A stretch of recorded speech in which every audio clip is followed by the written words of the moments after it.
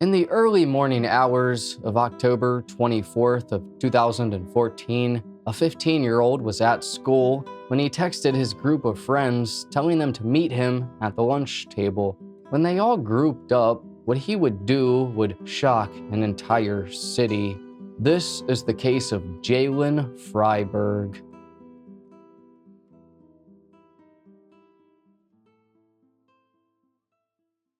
Hello, friend, and welcome to High Time Crime.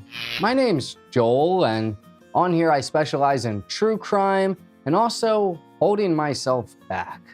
Literally. But anyway, today we're going over the case of Jaylen Freiberg and what happened on that awful October day.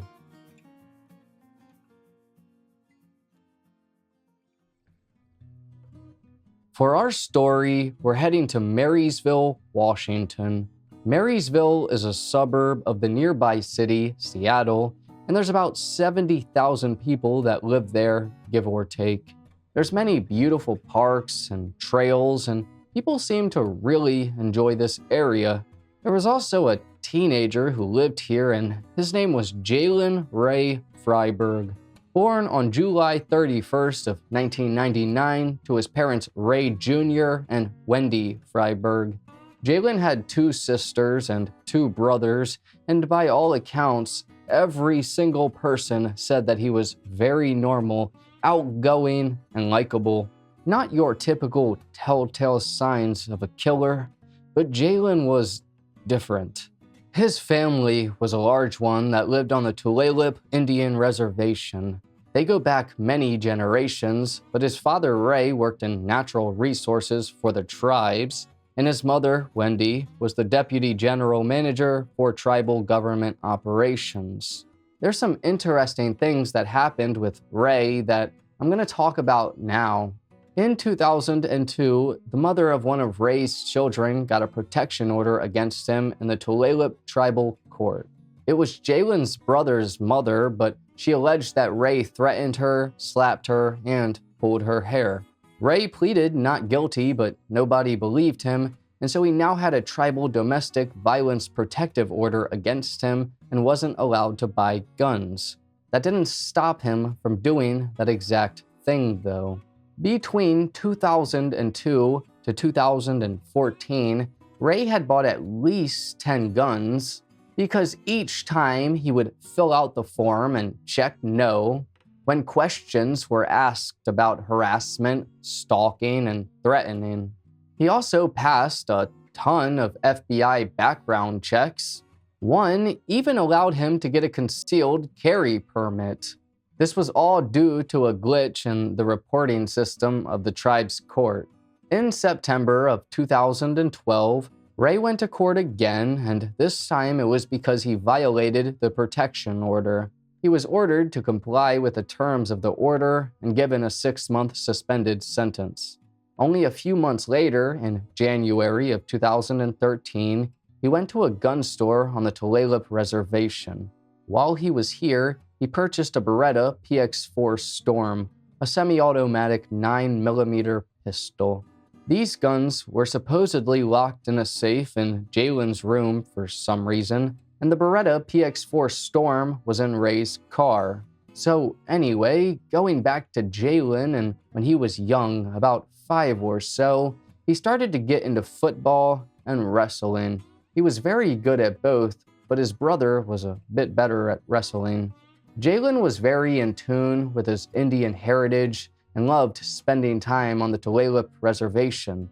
He was a part of the Snohomish people and sang and drummed with the men of his family. Jaylen was practically destined to become a leader in the tribe, but that was the exact opposite of what he became. He loved to learn traditional dances, and he even earned his dance shirt and feather headdress. They were both presented to him by tribal elders who thought that he'd be a good lead dancer. This meant that Jaylen would have the responsibility of carrying on tribal traditions, and it appeared as if he had no problem doing so.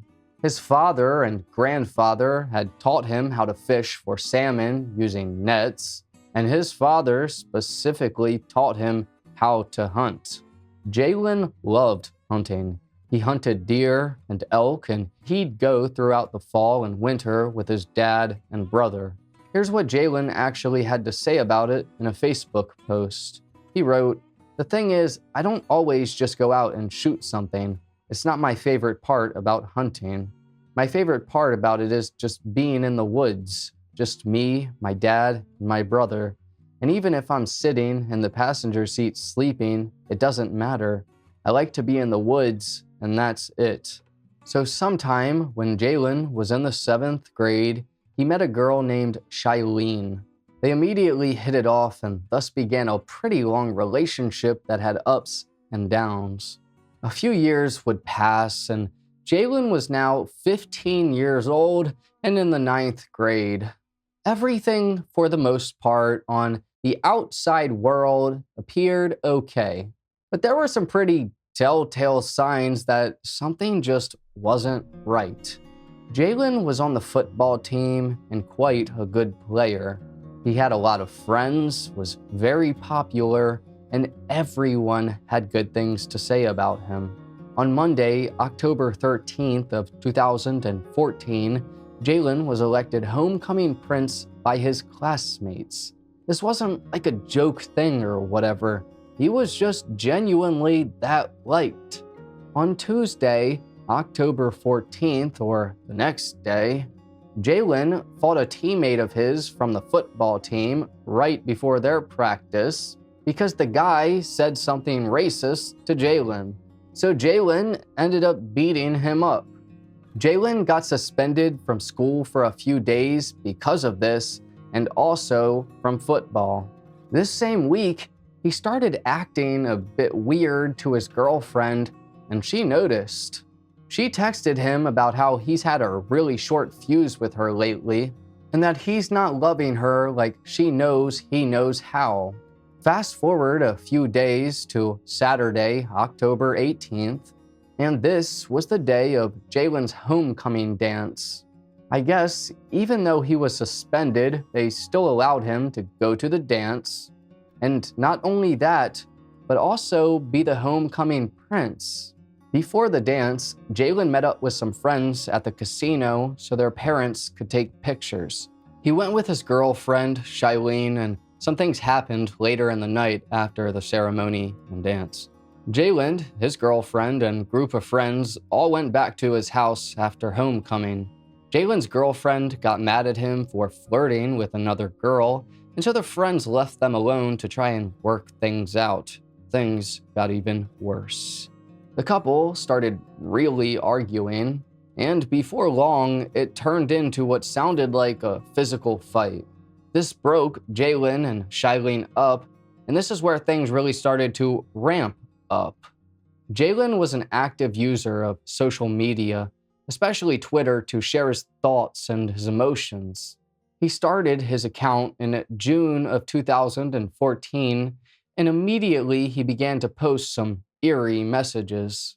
Jaylen, on June 18th of 2014, seemed to have some sort of problem with his girlfriend or someone and posted 6 times about it. At 2:08 p.m., he says, "Fuck you." At 2:12 p.m., he says, "You got me fucked up."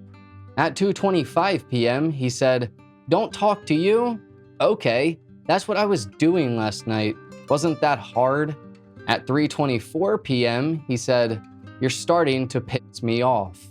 At 6:15 p.m., he said, "Now I don't know what to do. If you want to, just tell me and I'll agree, and I guess we'll leave it at that." The next day, on June 19th, he posted 8 more tweets, once again most likely insinuating something about his girlfriend. At 1:12 a.m., he said, "Getting a little confused. Tell me what this is." Then, at 1:47 a.m., he said, "You're so brave. Just remember, this is it. No more after this." At 1:43 p.m., a little bit later in the day, he said, "I guess this is really it." At 1:56 p.m., he then said, "I know your weaknesses and what breaks you, and when that happens, just know there's no coming back." The next day, on June 20th, he started off in the morning by tweeting song lyrics, and then some big, alarming signs started to occur. At 6:39 p.m., he said, "What the fuck did I just do?" And then at 6:54 p.m., he said, "Fuck it, might as well die now." On June 25th at 9:34 p.m., 5 days later, he tweeted and said, "Why don't I believe you?" About a week later, on July 3rd of 2014 at 12:01 a.m., he said, "It's about to go down." It's unclear as to what he's talking about here, but it surely cannot be good. After this, it appears as if him and Jaylen got back together because he started tweeting about her and holding her hand. About a month later, Jaylen's mental health clearly took a huge spiral downward. You've already seen that his mental state had been deteriorating, but now things are really about to get bad. On August 20th, Jaylen tweeted 4 times, and what he said in each of those tweets is alarming. At 3:31 a.m., he tweeted, "You're gonna piss me off, and then some shit's gonna go down, and I don't think you'll like it." Then, at 3:39 a.m., he said, "You're not gonna like what happens next." Then, at 5:34 p.m., way later in the day, he said, "Tell me what your plan is. You can't make a bond with anyone like the bond me and you have right now. Tell me what you're going to do." Then, a few hours later, at 8:32 p.m., he said, "I hate that I can't live without you." Then, on August 23rd, he tweeted 2 more times. At 12:01 p.m., he said, "Oh my god, this is so fucking stupid." But a few weeks later, in September, Jaylen once again was tweeting very angrily, but this time it wasn't just directed at his girlfriend. He started off on September 16th at 4:04 p.m. by tweeting FML or frick my life. Then a few days later, he goes on another tweet rampage from September 19th through the 20th. This was in direction to his cousin Andrew, and the reason was because Andrew had either started flirting or talking to someone that Jaylen liked. Now Jaylen, his cousin Andrew, and his other cousin Nate were all best friends, and Jaylen considered them to be more than just cousins. He considered them to be his brothers, and this betrayal really set him off. He starts off by saying, "So you're having a kid and trying to talk to someone else? Ha ha ha ha ha. You're dumb. Oh, and she's way younger than you. TF wrong with you." Then at 12:24 a.m. he tweeted, "Did you forget she was my girlfriend?" Then at 12:48 a.m. he said, "Dude, she tells me everything, and now I hate you. You're no longer my brother." The next day, way later on September 20th at 5:08 p.m., he said, "I hate hearing shit like that. It just continues to fuck me up. I just feel stupid now. Exactly what I thought was gonna happen, happened." Then at 6:01 p.m., he tweeted, "I'm tired of this shit. I'm so done." Then almost exactly a month later, his final tweets were going to occur, and here's what he said. On October 21st at 1:53 a.m., he said, "All right, you got me. That broke me." Then at 3:43 a.m., he said, "It breaks me. It actually does.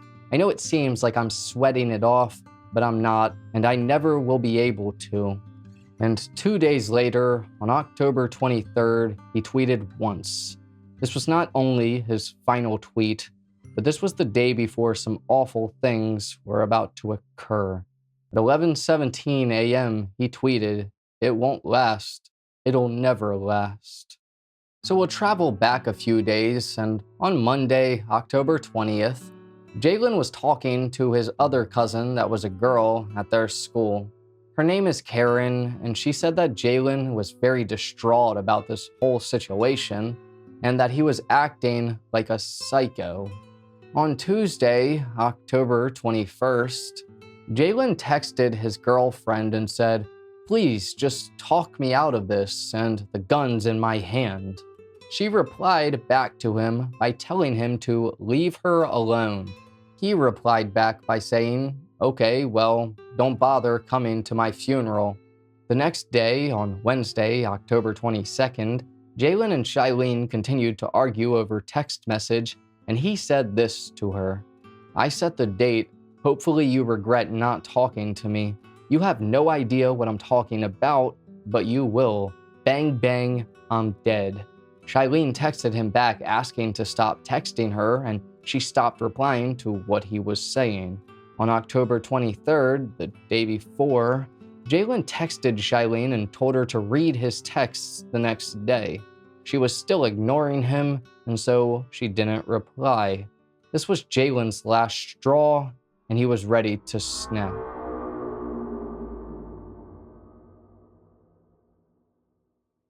The next day, or October 24th of 2014, Jaylen woke up and one of the first things he did was text Shailene, but she didn't answer.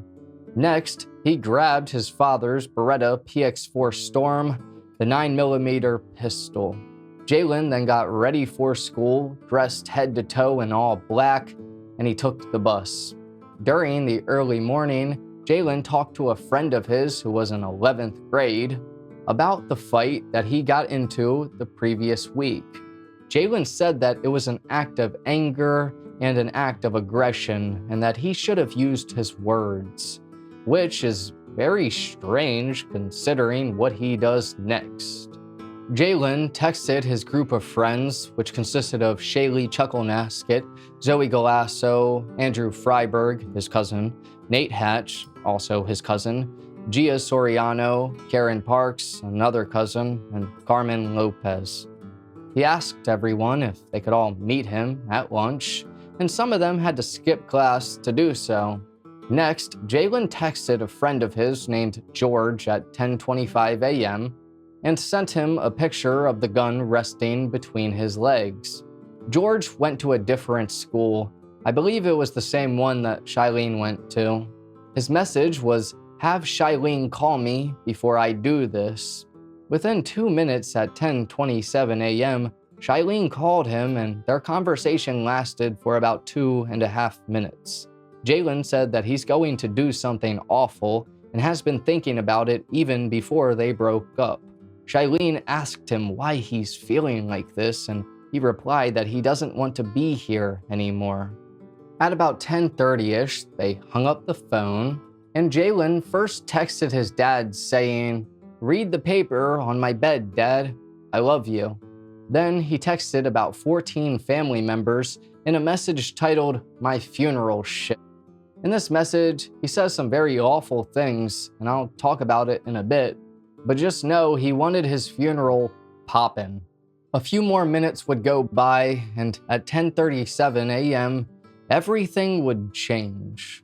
All of the people Jaylen texted to meet him at the lunch table were now there sitting down in a circle. Jaylen started to confront his cousin Andrew about what he was doing, and then he pulled his backpack out. It was camouflage, and after digging around inside of it, he pulled out a handgun. Jaylen didn't say a word, and he slowly aimed at each of his friends and pulled the trigger. He went clockwise around the table and shot almost everyone in the head at least once. This was 5 of his closest friends, with some of them being cousins. Immediately, all hell broke loose, and students began running, screaming, and someone pulled the fire alarm. Jaylen's cousin Karen wasn't shot, but she was at the table and immediately dropped down as he began shooting. She then grabbed Gia's hand because she was shot and on her side and still moving. Jaylen's other cousin, Nate, was on his hands and knees holding on to his jaw because Jaylen shot him in the face. Jaylen then started to reload his gun, and a first-year social studies teacher by the name of Megan Silberberger ran over to try and stop him. Jaylen pointed the gun at Megan, and she moved his hand and the weapon, and, well, he shot himself. Immediately, Megan called 911, and here's what she said. 911, we have a shooting, Marysville Pilchuck High School cafeteria. We have the shooter. We have many injured, Marysville Pilchuck High School. We need emergency help right away. Cafeteria, large cafeteria. My name is Megan Silberberger. I'm a teacher. Okay, Megan Silberberger. Can you still hear me? We already had the fire department and the police department en route. Okay. You've been advised I am how in many the cafeteria. I have the shooter. One shooter. Blood is everywhere. I do not see the gun. I have the him down. description of the shooter. I'm looking at him. Is he a Still what? breathing. I need help. What? I need help now. Description. Shooter right here. He is wearing all black. I'm staring at him right now, sitting next to him. Give me a I need description staff on now. him, ma'am. Shooter right here. Ma'am, Black pants, black shoes, black pants, black shoes, black jacket. He is weighing on other students. I need a white help. male, black male, Hispanic male? Hispanic male. How old Hispanic is he? male. He is a high school student. I do not know how old he is. Do you know I his tried name? to stop him before he shot himself. I do not know his name. Okay, you said he has shot himself? He shot himself. He shot many are down. I do not know how many are down. Okay, we need a staff. We have already advised the police department and the fire department. I tried to stop him. Okay. What is? If you want more, Okay, are you with the fire department or the police department? I have one police officer with me, Police Officer Sutherland. Okay, speak with the officer, okay? Police Officer Sutherland. Okay. Speak with the officer. Okay. Thank you. Jaylen's rampage was officially over, but boy, was it awful. In total, he shot 5 of his friends, and 2 of them were his cousins. Zoe Galasso died at the scene. She was 14. Gia Soriano was taken to the hospital, but died there at age 14. Shaylee Chuckle-Naskett was 14 and died at the hospital. Andrew Freiberg was 15 and died at the hospital. Nate Hatch was 14 and he ended up surviving with some very severe injuries. So earlier, I said how Jaylen had contacted about 14 family members before his heinous crime. Here's what he said. First off, he wanted to be fully dressed in camo in his casket and to make sure that all of his trust fund money goes to his brother. He said to apologize to his victims' parents and to tell them that he didn't want to go alone and needed his ride or dies with him on the other side. Jaylen said that his last dying wish was for his ex not to be with someone else and that he needs his funeral poppin'. He told them to play a bunch of rap songs and eat deer meat, and he closed the statement off by saying, "I love you, family. I really do, more than anything. I needed to do this, though. I wasn't happy. And I need my crew with me, too. I'm sorry. I love you." So basically, Jaylen was unhappy, and he wanted to take all of his friends down with him. He lured them in with a text message, and one by one, he gunned them down. Jaylen's father, Ray, was eventually sentenced to 2 years for illegal gun possession because of what Jaylen did. What's weird is that Jaylen said he left a note for his father on his bed, but apparently he didn't, or if he did, Ray decided to withhold it from the police, so we'll never know exactly what he said. For months leading up to this event, Jaylen's mental health had really started to deteriorate right before people's eyes, and they didn't even notice. No one was alarmed by his constant awful tweeting. Jaylen's behavior in school was also very off, and a few people said something about it. Friends said that instead of doing schoolwork, he was listening to his headphones and being kinda rude. Jaylen's teachers said that on the day that this happened, he kept his head down on his desk during class.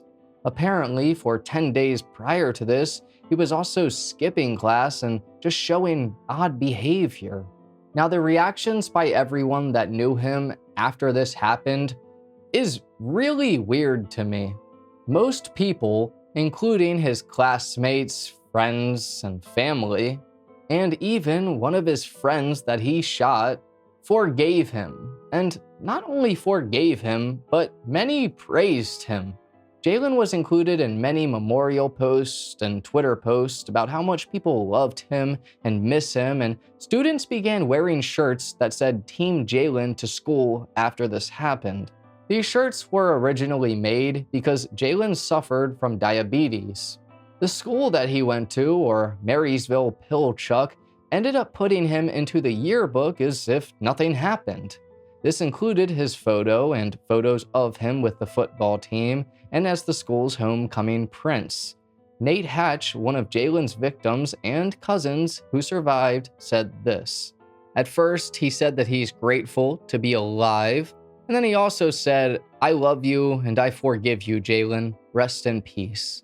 A few of Jaylen's other friends also said this. One friend said, "Don't you dare speak of Jaylen badly. He is loved and will always be loved. He just wasn't in the right state of mind. I love him."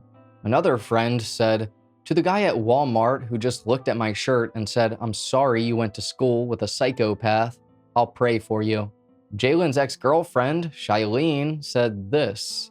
"I love you, Jaylen Ray, with all I have. You will forever be my soulmate. Rest easy, baby boy." She said a lot more too, but about 3 years later, in 2017, she said this. "Why the fuck doesn't anyone realize I'm going to always love Jaylen? I will love him for the rest of my damn life." She too, like many others, very much so, defended Jaylen. Trust me when I say there was several more tweets and responses just like that from several people in the town, and it really confuses me how people can just forgive him after what he did. It's not as if he just took his own life, but he also took the lives of 4 of his innocent friends because he was incredibly selfish. It's weird how much they included Jaylen in after he did this and acted as if he was some sort of saint or something. He did one of the worst things imaginable, and in my eyes doesn't deserve any respect or positive affirmations. Jaylen Ray Freiberg was a monster.